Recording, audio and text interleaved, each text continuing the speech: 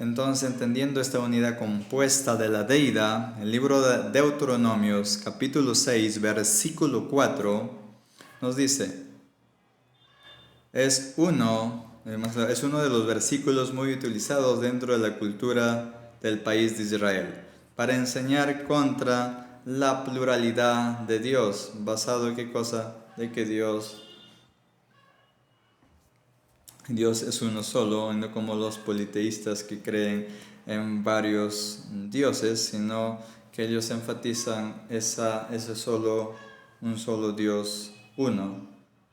Pero el versículo de Deuteronomio 6, versículo 4, en sí está hablando de una unidad, pero de una unidad compuesta. Voy a ser breve. Escucha, oh Israel, el Señor tu Dios, nuestro Dios, el Señor uno es. Amarás al Señor tu Dios con todo tu corazón, con toda tu alma, con toda tu fuerza.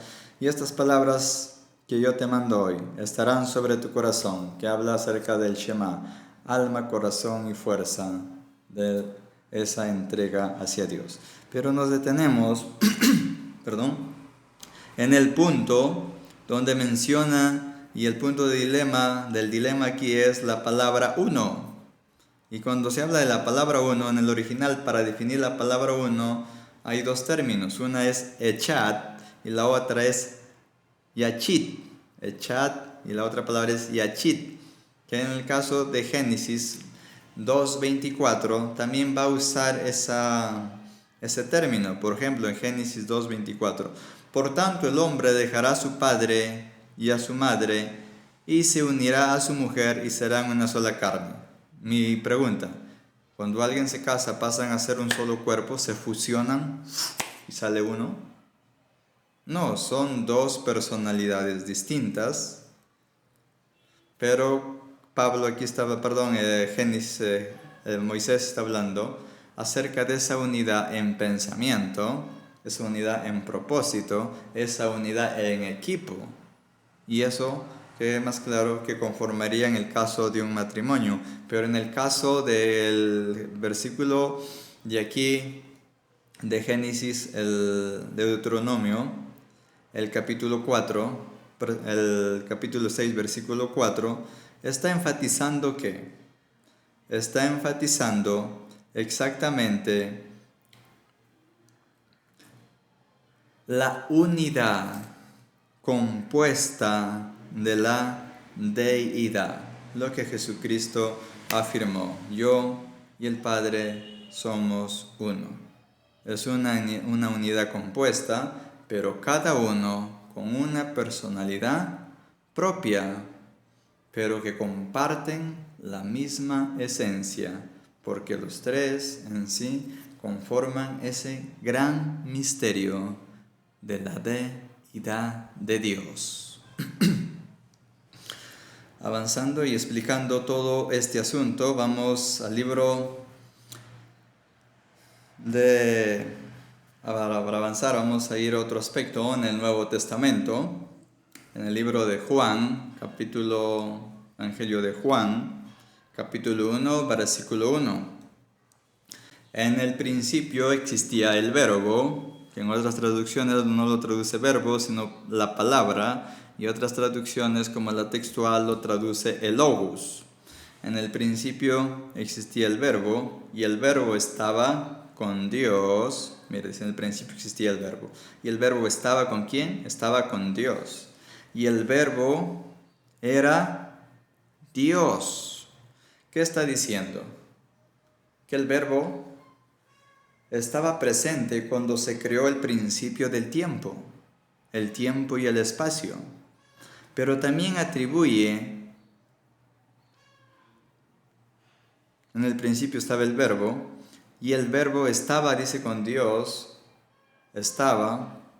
o más claro, también se lo puede decir, estaba junto a Dios. O sea, que los dos estaban juntos. ¿Y de quién está hablando?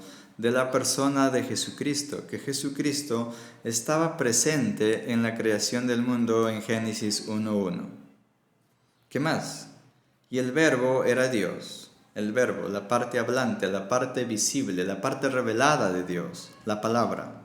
esa palabra creadora del universo, que estaba presente en la creación, que fue el diseñador de la creación, que estaba junto con el Padre y juntamente con el Espíritu Santo, que les hablé del incubaba, que estaba transmitiendo vida, también estaba presente el Hijo, y justamente que conformaban esa deidad. Y nos menciona aquí, el Verbo estaba con Dios y el Verbo era Dios, justamente, porque los tres conforman Dios en esa unidad compuesta. Que alguien se quiera rascar las vestiduras como la iglesia unitarista o la secta, los unitarios, que solamente creen en solo Jesús, o los testigos de Jehová, es un asunto personal, pero las escrituras están hablando de esa unidad compuesta e evidente que nos da a conocer acerca de Dios. Y que el Verbo era Dios. Yo no sé cómo ellos entienden las escrituras. Todas las cosas por Él fueron hechas y por medio de Él. Y sin Él nada de lo que ha sido hecho fue hecho. Nada. ¿De quién está hablando? Del Verbo, de Cristo, que fue la parte hablante de Dios y la parte hablante que le ordenó que fueran fundados el mundo espiritual, los cielos y la tierra del mundo físico. Se hizo, ¿qué cosa? Se hizo carne. Y eso es lo que nos va a mencionar en el Evangelio de Juan, el capítulo 1, versículo 14. Y el Verbo se hizo carne y habitó entre nosotros. Y vimos su gloria como del unigénito del Padre, lleno de gracia y verdad. ¡Wow! Justamente, Dios se hizo visible corporalmente en la persona de Jesucristo. Eso es lo que está reafirmando. ¿Qué dicen los testigos respecto a este asunto? En el Salmos 2.7 dice, en el Salmos capítulo 2, versículo 7, menciona acerca, Salmos capítulo 2, versículo 7, lo voy a leer en esta ocasión en la traducción textual.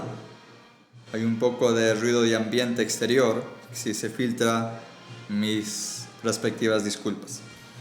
El Salmos capítulo 2, versículo 7 nos dice: yo promulgaré el decreto, Yahvé me ha dicho, mi hijo eres tú, yo te he engendrado hoy. Justamente usan este argumento para decir que Jesús fue creado, que fue engendrado, que tuvo un origen.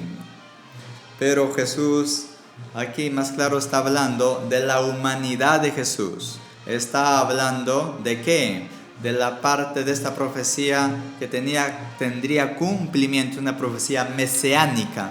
Tendría cumplimiento. ¿Cuándo? Cuando Jesús cumplió lo que Juan en su Evangelio 1.14 nos dice, que el Verbo se hizo carne y habitó entre nosotros. Eso, exactamente, está hablando acerca de ese asunto. No está hablando de que Él haya sido creado, sino está hablando de qué, de su parte humana que fue engendrado. ¿Cuál fue engendrado? La humanidad de Jesús, pero no su deidad, porque Él era Dios. Ojo con ese asunto. No se dejen hechizar y engañar fácilmente por estas falsas doctrinas. Y otro de los principios que ellos justamente hacen alusión, de acá les voy a mencionar Apocalipsis 13:14, pero antes de pasar a Apocalipsis 13:14, quiero que revisen para que entiendan un poco la situación, el Evangelio de Juan 8:58. Jesús le dijo: en verdad os digo, antes que Abraham naciera, yo soy. Antes que Abraham naciera, yo soy. ¿Quién está haciendo esta afirmación? Jesucristo. Apocalipsis 3:14. También se aplica acá el término Dice, y escribe el ángel a la iglesia de la Odisea, el amén, el testigo fiel, el verdadero, el principio de la creación de Dios, dice esto. El término principio aquí en el original es arche, que su definición es, ¿qué cosa? La fundación de una ciudad. Fundación de una ciudad, que hace alusión, ¿qué cosa? A una deidad. El origen que también se lo atribuye al archomai en el original, que su definición es el propietario abstracto de un comienzo o el director de toda la creación, que es que se entiende en el original como el kitis, más claro que es la fundación de una ciudad. Él es Cristo, es el autor de la creación. Pero aquí el versículo no está hablando de que Cristo haya tenido origen o principio en ninguna manera. No, sino está hablando de ¿qué? De la deidad de Dios, que Él era el autor de toda la existencia del mundo espiritual y del mundo físico también. Espero que esté siendo claro y puntual en todos estos aspectos. A todos los hermanos que me están siguiendo por medio de la televisión. Hay muchos otros puntos que podríamos tratar, pero hasta aquí lo dejamos y concluyo con esta conclusión. La deidad compuesta por tres personas, el Padre, el Hijo y el Espíritu Santo, cada uno con una personalidad propia. Por cuanto son personas separadas, sin embargo, los tres conforman la deidad. La deidad de Dios es una unidad compuesta que está en perfecta armonía, consistiendo en una misma sustancia, son iguales en eternidad, coeternos en naturaleza, con iguales en poder, con copoderosos. Estoy hablando de esa totalidad y plenitud hasta donde Dios se ha querido revelar a nosotros. Muy bien, hasta aquí con todo este tratado que he tratado de enfatizar. Es un tema muy amplio que espero que haya sido de mucha bendición y utilidad para sus vidas y beneficios y crecimiento en el Señor.